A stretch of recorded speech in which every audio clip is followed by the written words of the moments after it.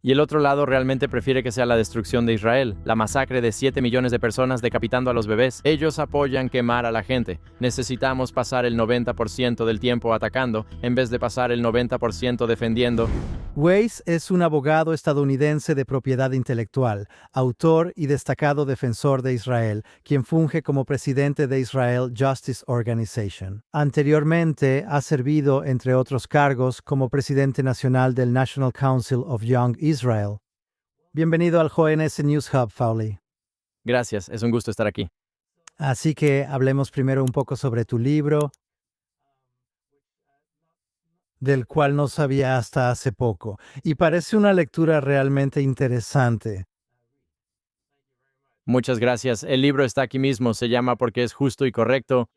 La historia no contada del reconocimiento de Jerusalén como capital de Israel por parte de EU y el traslado de la embajada estadounidense a Jerusalén. Y la historia detrás del libro es que en 1995 yo era presidente de la sinagoga Young Israel de Phoenix y la oficina del senador Kyle me pidió, cuando él acababa de ser elegido al Senado, que ellos dijeron que querían hacer en su primer año como senador, a pesar de que probablemente el 80% de Phoenix, la comunidad judía de Arizona, votó en su contra en la elección contra el congresista demócrata judío Sam Kaufman, que querían dar prioridad a trasladar la embajada de Estados Unidos a Jerusalén y hacer legislación. Y querían mi orientación como el principal enlace judío con su oficina durante ese año. Así que trabajé con Glenn Hammer, quien formaba parte del comité judicial y trabajaba para el senador Kyle durante ese año, y con Janina Sperna, quien fue su jefa de política exterior durante todo el año, y discutiendo a medida que avanzaban hasta que finalmente lograron que la legislación se aprobara en octubre con un margen de 93-5 en el Senado y 374-37 en la Cámara de Representantes, a pesar de que el presidente Clinton se opuso completamente y objetó la legislación. Nada más en sus 8 años de presidencia tuvo votos así en contra de lo que él quería hacer. Era una mayoría a prueba de veto, y fue algo increíble para un senador de primer año, un novato, lograrlo. Se nos ocurrió el título porque es justo y correcto, porque cuando la gente se acercaba al senador Kyle y le preguntaba y le decía, ¿por qué estás haciendo esto? No eres una persona judía, ¿por qué te importa este tema? Y su respuesta era, porque es justo y correcto. Y de hecho, él escribió el prólogo del libro. Y Mike Huckabee, David Freeman, Alan Dershowitz, el senador Joel Lieberman y otros escribieron comentarios para el libro. Y el libro no trata solo sobre los derechos de los judíos sobre Israel. Mi coautor Len Grunstein me dijo, ¿sabes? También tenemos que hablar de que fue la decisión correcta. Y entonces él lo revisó. Él es un gran erudito del Talmud. Revisó los argumentos bíblicos, argumentos de fuentes judías, además de que es un gran erudito en derecho internacional, así como argumentos de derecho internacional para los derechos judíos sobre Israel, además de detallar toda la historia de la apertura de la embajada. Y yo estuve en Jerusalén en 2018 en la apertura de la embajada. Y creo que el libro es muy importante porque creo que presenta argumentos que nadie más plantea hoy en día sobre el derecho judío a Israel, que son argumentos importantes que deben hacerse. Bueno, hablemos solo un minuto sobre eso. Quiero decir, ¿cuál es el enfoque principal del argumento? Así que el enfoque principal del argumento es que el pueblo judío tiene un derecho mayor a la tierra de Israel que cualquier otro pueblo en el mundo, a cualquier tierra en el mundo. Es algo realmente extraordinario. Y sin embargo, la tierra más disputada que existe en el mundo es aquella a la que el pueblo judío tiene los derechos más sólidos. No tiene absolutamente ningún sentido. Así que, por ejemplo, todos sabemos el primer comentario de Rashi sobre la Torá, de por qué la Torá comienza con la creación del mundo y no con los primeros mandamientos. Y Rashi dice que es porque si alguien discutiera sobre si los judíos tienen derecho a la tierra de Israel, dirían que Dios se la dio. Dios creó el mundo y se lo da a quien Él quiera, se lo dio al pueblo judío. Lo que mi coautor Len Grunstein también encontró es que el Yizkuni, un comentarista famoso de hace como 800 años, él dijo que Noash era dueño de todo el mundo al final del diluvio y podía dar cualquier tierra a quien él quisiera. En esencia, él era el dueño original del mundo. Y le dio Israel a su hijo Sem. Y Sem, cuya hija Tamar terminó casándose con Judá. Sí, el hijo de Jacob, Yehuda, que él le dio Israel a Abraham, y así Abraham le dio todo a Yitzhak, a Jacob, al pueblo judío. Así que el pueblo judío heredó la tierra de Israel. Y Rashi de hecho comenta en Lecha Chacham que Dios le dice a Abraham que vaya a esta tierra que en realidad es la tierra que se te ha dado. Y en la Parashá Hayezara dice Rashi dice que Abraham le dice a Efrón que puedo quitarte la cueva de Macpelá porque en realidad es mi tierra, pero de todas formas voy a pagar el precio completo por ella, porque fue entregada al pueblo judío, así que tenemos la tierra porque la hemos heredado, y tenemos la tierra porque Dios nos la dio, y además, el Maharal dice que las 7 naciones en la tierra eran todas invasoras porque fue entregada a Sem, y esas personas vinieron e invadieron la tierra que no era suya, lo cual era común en esos días, y que ellos no tenían derecho a la tierra, así que el pueblo judío tiene el derecho porque la heredaron. Y luego pasamos a hablar sobre los argumentos del derecho internacional respecto al derecho del pueblo judío a la tierra según el derecho internacional, si quieres que siga con eso. Sí, bueno, en términos de derecho internacional, digo, ¿cuál crees que es la mejor manera de lograr realmente este objetivo? Y para luchar, supongo que se llama guerra jurídica para Israel en el ámbito internacional. Así que hay un argumento famoso y una expresión famosa en el derecho que dice que si tu argumento es mejor con los hechos, insistes en los hechos. Si es mejor con la ley, insistes en la ley. Y si no es mejor en ninguno, golpeas la mesa. La otra parte es muy buena golpeando la mesa y haciendo mucho ruido. Y uno de los errores que comete Israel y toda la comunidad pro-Israel es que no desmienten las narrativas falsas, de la manera en que deberían ser desmentidas. Por ejemplo, la otra parte dice que según el derecho internacional, los asentamientos son ilegales, o que según el derecho internacional, los árabes palestinos tienen derecho a la tierra de Israel. El hecho es que en el documento fundacional del Carta de la OLP en 1964, bajo el artículo 24 de su carta, ellos dicen específicamente que no hacemos ninguna reclamación sobre Cisjordania que incluye Jerusalén Este y Gaza, así que la gente ha pasado todo este tiempo tratando de darles tierras en su documento fundacional. Ellos dijeron que no tienen ninguna reclamación sobre esas tierras. La razón por la que dijeron eso fue porque Jordania tenía en ese entonces lo que llamaban Cisjordania y Jerusalén Este. Me refiero a que Egipto tenía Gaza. Quieren dejar en claro que su objetivo es destruir Israel. No les importa esta tierra. No quieren crear un Estado palestino. Nunca se ha tratado de los palestinos. Siempre se ha tratado de la destrucción de Israel. Y quieren dejar eso en claro. Mientras que el pueblo judío nunca renunció a su reclamo sobre Jerusalén, nunca renunció a su reclamo sobre la tierra de Israel. Lo incluimos en nuestras oraciones. Lo incorporamos a nuestros ayunos y a todo lo demás. Y además, bajo el derecho internacional, después de la Primera Guerra Mundial, la Liga de Naciones se reunió 2 años después de San Remo y aprobaron una resolución que otorgaba al pueblo judío el derecho a todo Israel, incluyendo toda Judea y Samaria y toda Jerusalén.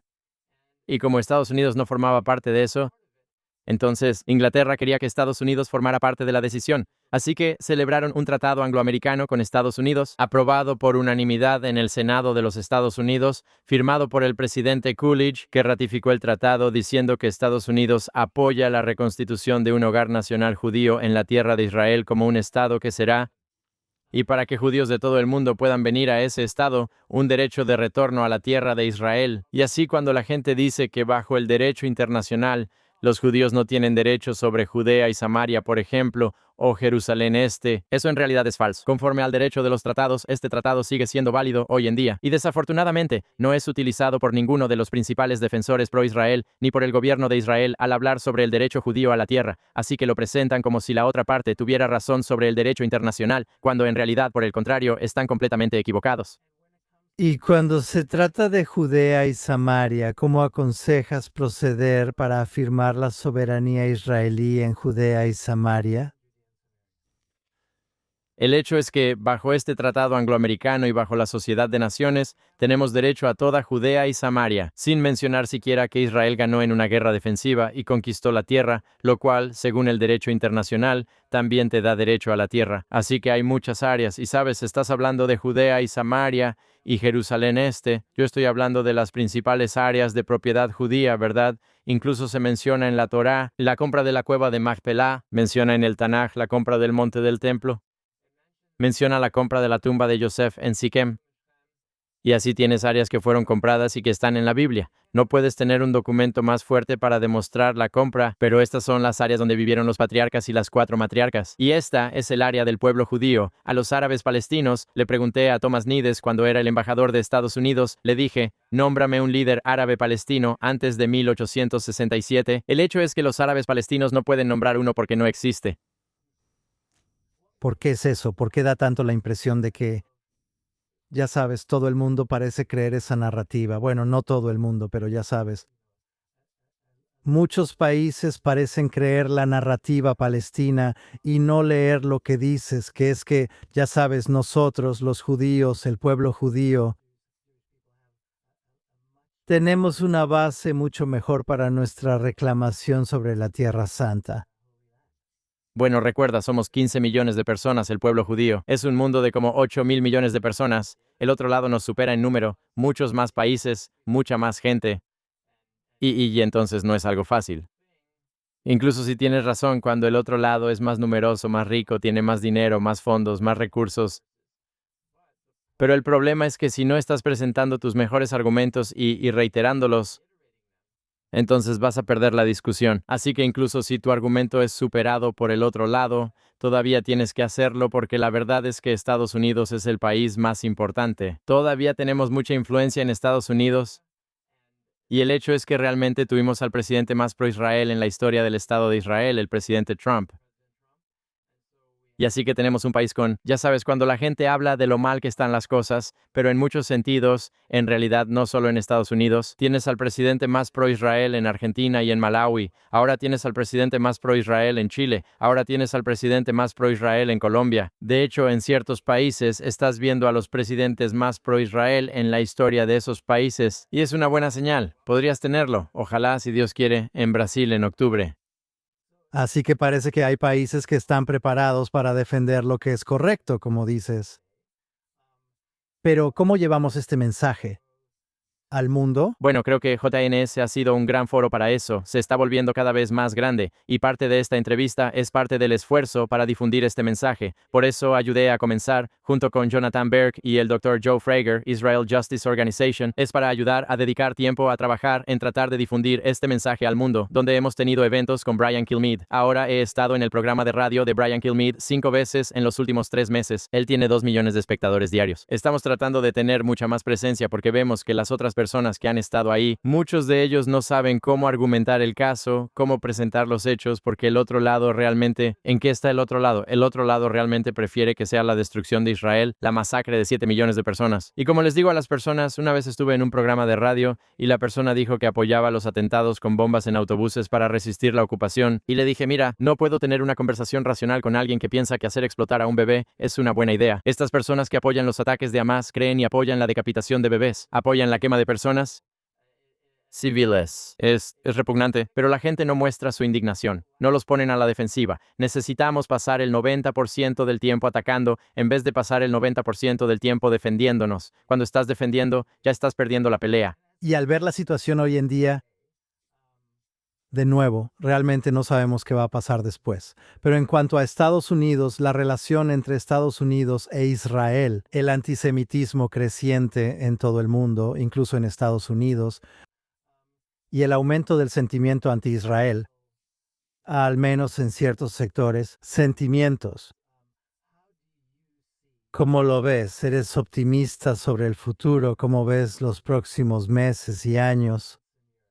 Bueno, ya sabes, si lo piensas, caray, el antisemitismo está empeorando, el sentimiento anti-Israel está empeorando, y sin embargo, algunos de estos países en realidad están mejorando más que nunca antes. Sabes, la comunidad judía está en mucho mejor situación ahora en Argentina que nunca antes. Y luego Colombia va a estar mucho mejor que nunca antes. Y Chile también, y eso que tiene una gran población árabe palestina, pero aún así tiene al líder más pro-Israel en la historia del país. Así que tienes situaciones donde, incluso en este entorno, en realidad están mejorando. Así que tenemos al presidente más pro-Israel. Hay mucho que puede pasar durante los casi 2 años y medio que quedan de su presidencia, y por eso creo que lo importante es aprovecharlo. El hecho de que el Partido Demócrata en Estados Unidos está empeorando cada vez más. El hecho es que el Partido Republicano está mejorando en muchos aspectos porque Tomás Massey ya no será miembro del Congreso, y Marjorie Taylor Greene ya no es miembro del Congreso. Así que es algo muy unánime dentro del Partido Republicano el apoyar a Israel. Nunca ha sido más fuerte que eso. Así que la gente ve todo el lado negativo, pero tenemos que dar la batalla, y ahora tenemos una administración en Estados Unidos que apoyará esa lucha. He estado un poco en contacto con Leo Terrell. Él está liderando la lucha contra el antisemitismo. Quiero decir, tienes amigos extraordinarios que nunca habías tenido antes. George W. Bush fue un amigo de Israel, pero nada comparado con lo que es el presidente Trump. Nunca has tenido un amigo así, así que tenemos que aprovechar esto. Así que donde sea que haya focos, en realidad hay una administración que se preocupa por esto. El problema es que en estados como California, donde tenías a Paul Kessler y lo asesinan por defender a Israel, y el profesor musulmán que lo mató recibe 1 año de prisión. Cuando las personas no son castigadas por los crímenes que cometen contra los judíos, ese es el peligro. y estamos tratando de lograr que se presenten cargos federales contra la persona que asesinó a ese judío estadounidense y castigar a estas personas como corresponde, y eso disuadirá el antisemitismo. ¿Y cuál es su mensaje para el gobierno israelí ahora que nos acercamos a la temporada de elecciones aquí en Israel, considerando que usted es tan elocuente y tiene una visión tan profunda de la situación en Estados Unidos? ¿Qué le aconsejaría al primer ministro, por ejemplo, que viajará a Estados Unidos la próxima semana? Nunca los escucho hablar sobre el Tratado Angloamericano. Nunca los escucho hablar sobre la decisión de la Sociedad de Naciones en 1922. Nunca los escucho hablar sobre el hecho de que heredamos la tierra de Israel. Nunca los escucho hablar sobre el hecho de que la otra parte, cuando hablo, por ejemplo, de Irán, ¿cuál es la alternativa a lo que el presidente Trump está haciendo al atacar militarmente a Irán cuando estaban a semanas de tener una bomba atómica? Y eso lo dijo Tony Blinken como secretario de Estado durante el gobierno de Biden. ¿Cuál era la política alternativa del otro lado? No tienen una política racional sobre qué hacer. Cuando dijeron que los detendrían militarmente si fuera necesario, la realidad es que es obvio que no lo harían, porque cuando el presidente Trump decidió hacerlo, y el ex subdirector del FBI, Dan Bongino, dijo, vimos la información de inteligencia, no había otra alternativa para detenerlos más que hacerlo cuando lo hicieron, y el Partido Demócrata, unánimemente, excepto por John Fetterman, está diciendo que no lo hagan. Así que lo que habían hecho era que habrían permitido que Irán consiguiera una bomba. Esa es la conclusión, y no hay ninguna razón racional para permitir que un régimen que es la mayor fuente de antisemitismo y animosidad contra Israel hoy en día, cuyo objetivo principal es destruir a Israel, se le permita obtener una bomba. Pero el hecho de que se opusieran a los esfuerzos militares para detenerlos demuestra que les habrían permitido hacerlo. No puedes defender esa postura. Pero en lugar de eso, ellos están atacando y nosotros estamos tratando de defender la decisión del presidente Trump en vez de atacar su postura. Necesitamos atacar la alternativa que proponen. ¿Y estás en Israel en este momento de visita? ¿Por qué motivo? Así que vine aquí. Yo solía ser un tenista profesional clasificado a nivel mundial. Fui el número 736 del mundo cuando tenía 22 años, y parte de un sueño era jugar en los Juegos Macabeos. Tienen categorías por edades, así que jugué en la división de 60 años y mayores en tenis. Y gané una medalla de plata. Y bronce en dobles. No logré conseguir el oro. Pero los próximos Juegos son en 3 años. Tengo que trabajar en eso y bajar de peso, ponerme en mejor forma para lograrlo. Pero eso era parte de la meta, y dijimos, ¿sabes qué? Vamos a quedarnos aquí más tiempo, tener una oportunidad, porque tenía que concentrarme mucho en el tenis, y realmente quiero ver más del país, y visitar a personas y amigos que tenemos aquí, y disfrutar nuestro tiempo aquí. Y tenemos una hija que hizo Aliyah en octubre, así que podemos pasar más tiempo con ella. Y ha sido un viaje increíble, lo estamos disfrutando mucho. Genial. Así que, palabras finales para cerrar esta entrevista. Tu interpretación de la situación en Israel y en el mundo hoy en día. Bueno, creo que, ya sabes, la gente observa, por ejemplo, las próximas elecciones en Israel. Y la realidad es que todos los partidos, si mantuvieran la misma postura que tenían hace 30 años, serían considerados partidos de derecha, excepto el partido de Yair Golan. En realidad, el populista es un populista de derecha. Si quitaras los votos árabes que simplemente no involucran al pueblo judío de Israel, ves que es un grupo muy de derecha. Y entonces, el asunto es que los votos de derecha que van para Víctor Lieberman, a él no le gusta Netanyahu, no serviría bajo Netanyahu, pero todos esos son votantes de derecha, es un grupo de personas mucho más de derecha, y ves la fortaleza del pueblo de Israel, la gente, como la emoción de servir. Dijeron que nunca había habido tanto entusiasmo de la gente por servir en una zona de combate, poniendo su vida en peligro. La fortaleza y el valor son impresionantes. Estuve en uno de nuestros eventos, Justicia Israel. Tuvimos al general Efi Eitam, quien estaba en la ciudad. Él vino y habló. Y habló sobre cómo el 7 de octubre, cuando tenía 71 años, se subió a su camioneta o lo que fuera, se metió en el auto y condujo hacia el sur, como exgeneral, pero simplemente luchando en las líneas del frente y habiéndose encontrado con gente de Hamas, ayudó a organizarse con un grupo de soldados para matar a la gente de Hamas, que su trabajo nunca terminaba, incluso siendo alguien de 70 y tantos años, que quien fue parte de Entebbe seguía luchando. Y es increíble. Obtienes tanta fuerza simplemente estando aquí y conociendo a estas personas. Y la actitud y la valentía son increíbles, así que es algo muy inspirador. Y lo que estamos tratando de hacer en Estados Unidos es ayudar a las personas que realmente arriesgan la vida en la primera línea y hacer lo que podamos en el país más importante para ayudar a Israel en Estados Unidos. Y tenemos en el presidente Trump a un amigo increíble y esperamos asegurarnos de que siga siendo así. E incluso si Dios quiere lo sucede a alguien, que esa persona siga siendo un amigo y no conocemos el futuro, pero sabemos que ahora mismo tenemos un gran amigo y queremos intentar trabajar con él. Fally Ways, muchas gracias por acompañarme en el estudio de JNS. Es un placer estar aquí, gracias por invitarme.